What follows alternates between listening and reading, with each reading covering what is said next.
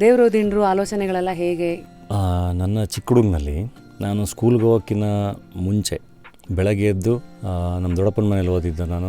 ದೇವ್ರ ಕೋಣೆ ಕ್ಲೀನ್ ಮಾಡ್ತಿದ್ದಿದ್ದು ನಾನು, ಹೂವು ಎತ್ತಿಡ್ತಿದ್ದಿದ್ದು ನಾನು. ತುಂಬ ಭಕ್ತಿ, ಒಂದೇನೋ ಒಂದು ಶಕ್ತಿ ನಮ್ಮನ್ನು ಕಾಯುತ್ತೆ ಅನ್ನೋದು ನಾನು ನಂಬ್ತೀನಿ. ಬಟ್ ನಾನು ಬೆಳಗ್ಗೆ ಎದ್ದು ನನ್ನ ಪಡೆ ನನ್ನ ಕೈ ಮುಗಿದು ನಾನು ಕೆಲ್ಸಕ್ಕೆ ಹೋಗ್ತೀನಿ.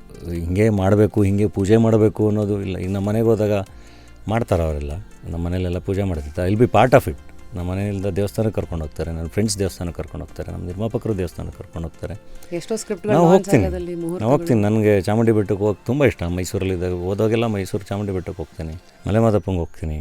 ಇಲ್ಲಿ ನಮ್ಮದೆಲ್ಲ ಸಿನಿಮಾ ಪೂಜೆ ಬಂಡಿ ಮಕ್ಕಳ ಮೊದಲು ಮಾಡ್ತೀವಿ. ಸೊ ಎಲ್ಲರ ನಂಬಿಕೆನೂ ಗೌರವಿಸ್ಬೇಕು. ಆ್ಯಂಡ್ ಒಂದು ನಂಬಿಕೆ ಅದು ಅಂದರೆ ನನಗೆ ಎಲ್ಲ ಅಂದರೆ ಒಂದು ಶಕ್ತಿನೋ ಥರ ನೋಡ್ತೀನಿ.